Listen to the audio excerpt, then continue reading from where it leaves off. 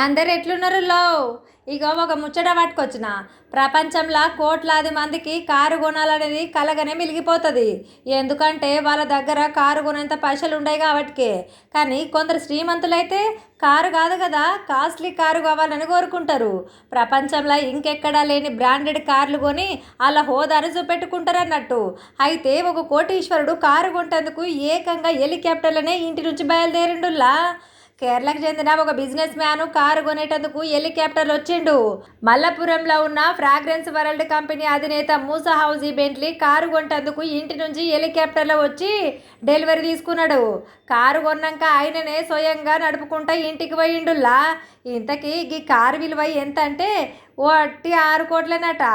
ఇప్పుడు ఈ video social మీడియాలో మస్తు గిరికలు కొడుతున్నది. మీరేమంటారు గీ ముచ్చట? మరి మీరు కూడా గిట్లా హెలికాప్టర్లో పోయి కారు కొంటారా?